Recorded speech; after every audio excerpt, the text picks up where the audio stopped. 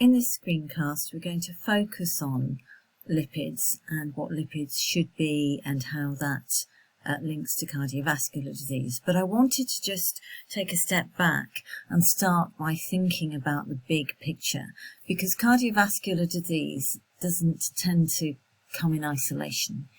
It is one of the diseases that's affected by all these different metabolic risk factors.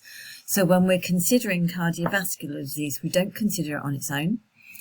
We will consider obesity and diabetes, which of course we've already looked at, particularly type 2 diabetes. We shouldn't forget high blood pressure, and cholesterol and lipids is what we're focusing on in this session.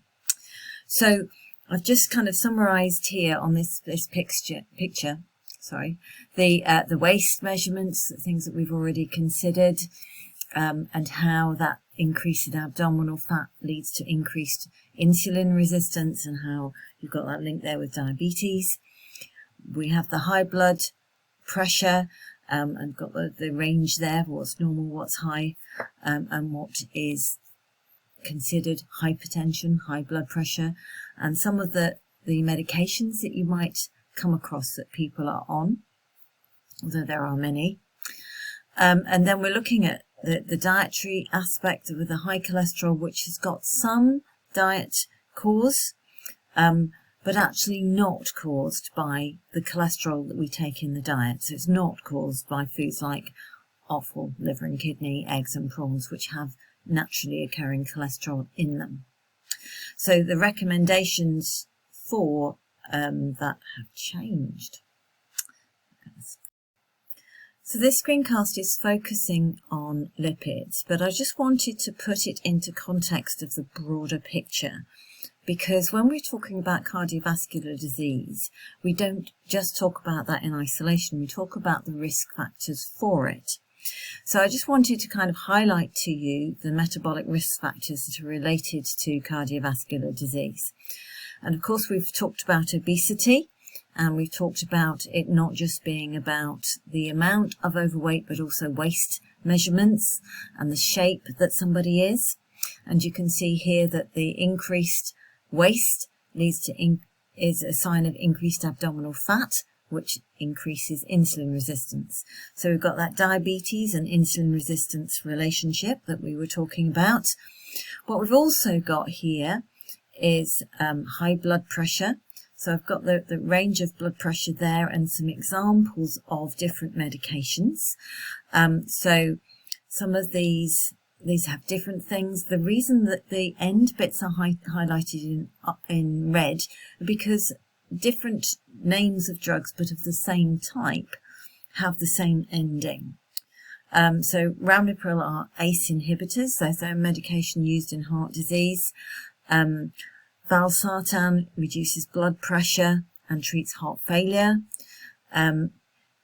Nicardipine treats abnormal heart rhythms, arrhythmias, and amiloride is a diuretic, so getting rid of the extra fluid that people sometimes end up building up with if they are in heart failure. So lots of different medications that you will need to be mindful of. But high blood pressure causes damage to artery walls. It increases the risk of stroke as well as heart attacks. And we've also got that high blood sugars potentially damaging artery walls. So we've got this multiple things potentially going on, although of course not everybody with cardiovascular disease has diabetes. Many people with cardiovascular disease will have high blood pressure, but not all of them. So it's a mixture and an individual mixture that we need to be mindful of, but we need to be looking at all of these things. And we're going to focus just now on cholesterol and lipids, and that is about these different types of lipoproteins, LDL and HDL, which we're going to talk about. But the LDL is the one that increases the risk of atherosclerosis, which increases the risk of cardiovascular disease. And I just wanted to mention dietary sources of cholesterol because historically they have been seen as something that there was a recommendation that people didn't have large amounts of offal, so liver and kidney, eggs or prawns because they naturally have cholesterol in them. But those recommendations have been removed by the NICE guidance of 2023. So there is no restriction on those foods anymore because it's not dietary cholesterol that raises blood cholesterol. So just keep in mind that overall picture of how all of these things link together. So when we're talking about lipids, we're talking about different types of fats. So in relation to cardiovascular disease, what we're interested in is lipoproteins. So these are molecules in the blood that carry protein, but they also carry fat. And they're made up of triglycerides, one type of blood fats, the most common one, and cholesterol and the protein.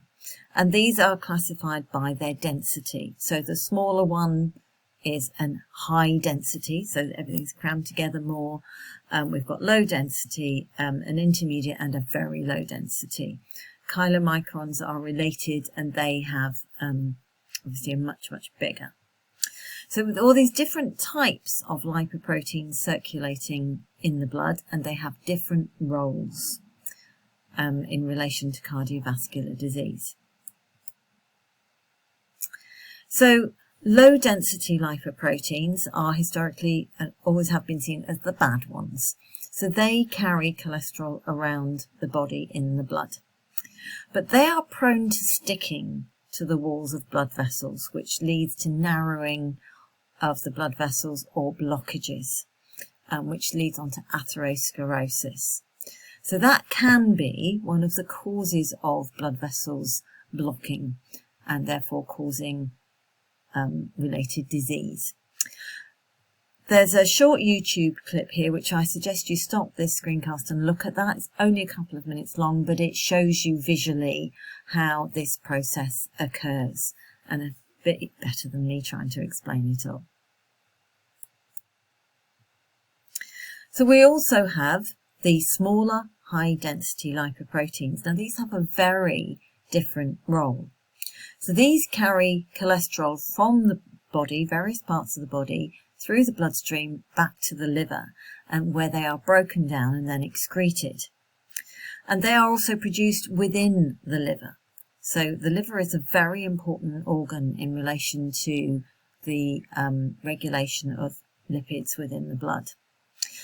HDL is very anti-inflammatory, so it's protective against atherosclerosis and doesn't stick to the walls of the blood vessels in the same way. In fact, it decreases the risk of these sticky molecules and the membranes being sticky. So it lessens the likelihood that plaque is going to build up and that atherosclerosis is going to develop. HDL also carries an enzyme that keeps LDL from being as inflammatory, again, which the inflammatory process is damaging. So HDL being anti-inflammatory is very, very important.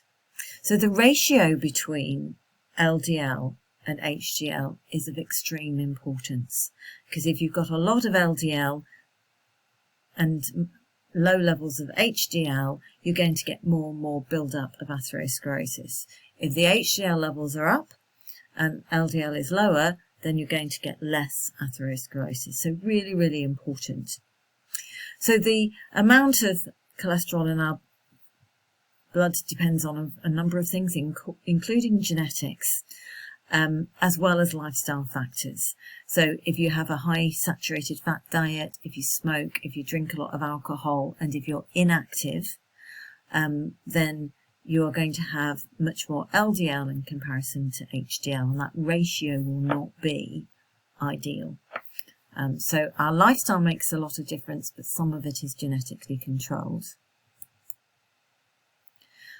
So triglycerides are another fat that we find in the body, and they're the most common one.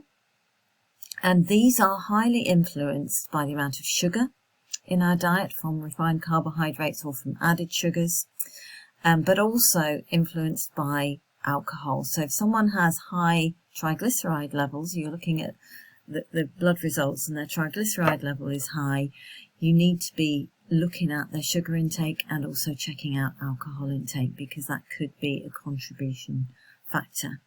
So it's coming from the diet, and you've got this circle of HDL and LDL going on at the same time. But triglycerides should also be controlled within a certain level. So in the next screencast, we're going to talk about what those levels should be. And then in the session, we'll focus on how we can adjust diet to try and make these things, this balance better.